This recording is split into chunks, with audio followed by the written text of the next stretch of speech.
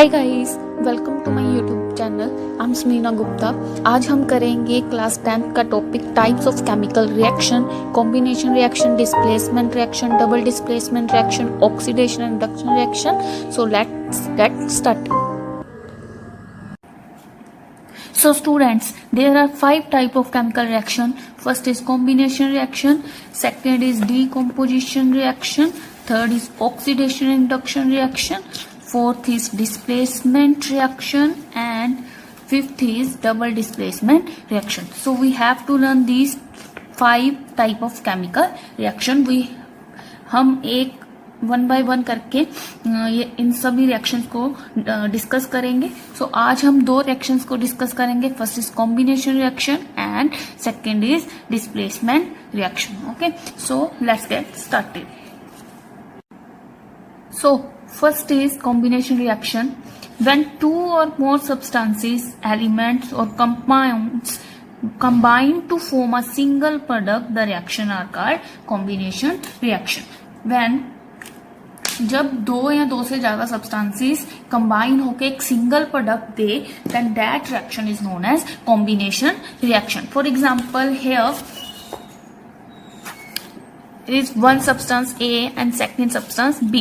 When these two substances combine with each other, then that reaction is known as combination reaction. When these two separated compounds or elements or substances when combine with each other and give one product, that reaction is known as combination reaction. Okay, so here is a general reaction, that is A plus B give rise to B, or we can say that C, then that chemical reaction is known as combination reaction. Okay, now let us discuss some examples. First example is, take a small amount of calcium oxide or quicklime in a beaker. Take a calcium oxide or a quicklime in a beaker. What is the formula of calcium oxide? That is CaO. solid form में है, then हम bracket में क्या लिखेंगे, S. Now slowly add water into this beaker. Calcium oxide लिया, उसमें धीरे धीरे से हम वाटर ऐड करेंगे. Now touch the beaker. जब आप इसको टच करके देखोगे, do you feel any change in temperature? क्या आपको टेम्परेचर में कुछ चेंज फील होगा? सो बेटा, when we add water in a calcium oxide, it produces a, when we add water in a calcium oxide, it always produce a slaked line. CaOH2 is a slaked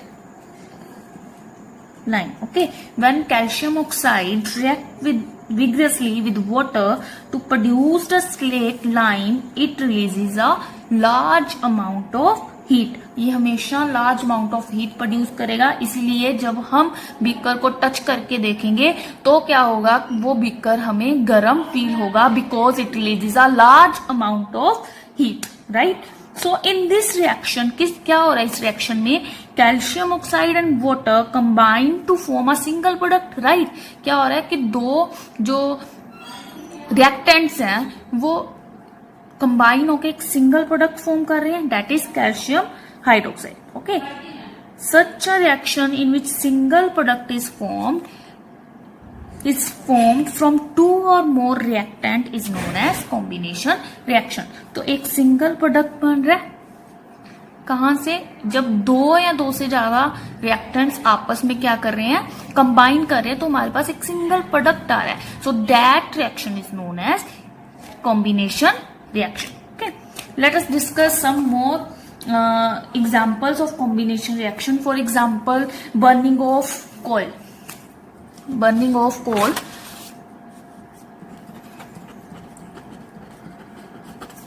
burning of coal is also example of combination reaction. Carbon react with oxygen and give rise to the carbon dioxide. So एक product form हो रहा है, एक single product form हो रहा है from two reactants. Okay, take some more examples like formation of water, formation of water from H2 and oxygen. H2 hydrogen gas plus oxygen, when these two reactants react with each other, then form a single product, that is water. Now balance it. Okay. 2. So these are some examples of combination reaction. Now in this reaction, देखो इसमें क्या हो रहा था, lot of energy release हो रही थी, right. सो वो वाली reaction, a reaction in which heat is released along with the formation of products are called as exothermic chemical reaction. So exothermic reaction क्या है बेटा, जिसमें lot of heat energy produce हो, that is a exothermic reaction. For example, burning of natural gas, burning of natural gas, it is also known as exothermic reaction. Methane, for example, methane when react with oxygen, it gives rise to carbon dioxide plus water. So burning of natural gas also produces large amount of heat along with the formation of products. So the reaction in which heat is released, वो वाली reactions बेटा जिसमें a lot of heat energy release हो रही हो along with the formation of product are known as exothermic reactions. Are known as exothermic reaction. इसको learn करने का एक मेथड है. एक्सो मीन्स एग्जिट, एक्सो मीन एग्जिट मतलब बाहर निकलना. सो एक्सोथर्मिक को आप एग्जिट से लर्न कर सकते हो. एग्जिट का मतलब होता है बाहर निकलना. इट मीन्स एक्सोथर्मिक रिएक्शन में क्या बाहर निकलेगी, हीट, हीट रिलीज होगी. सो that is the exothermic reaction. Okay, so now second reaction is displacement reaction. Second reaction is displacement reaction. Displacement reaction क्या है बेटा? Second reaction is displacement reaction. Displacement reaction क्या है? A reaction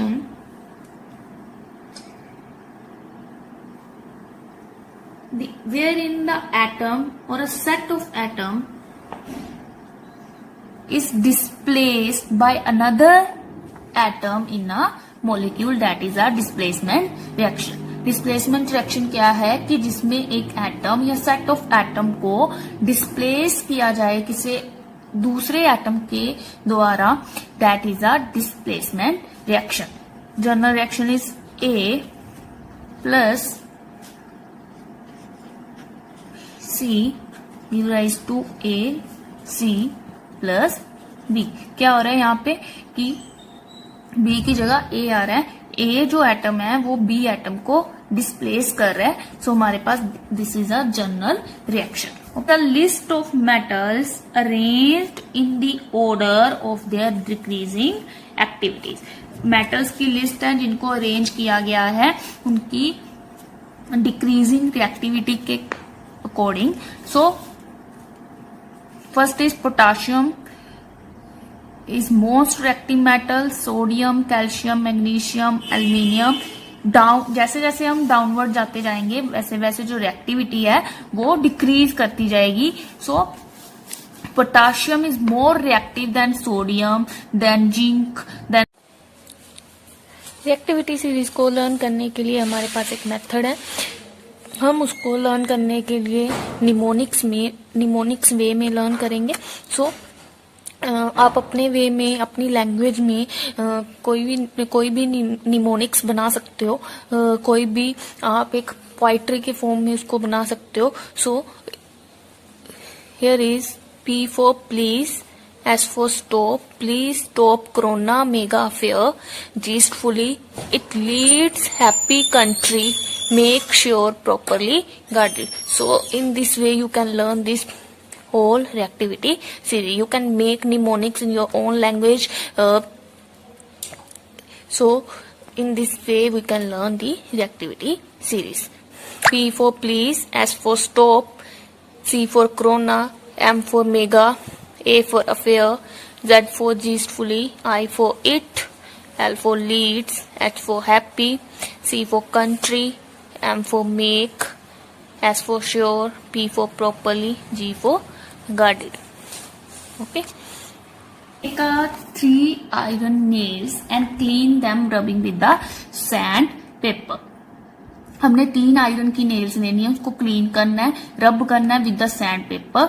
now take 2 test tube marked as A and a B. 2 test tubes लेंगे, एक को A mark करेंगे, दूसरी को बी।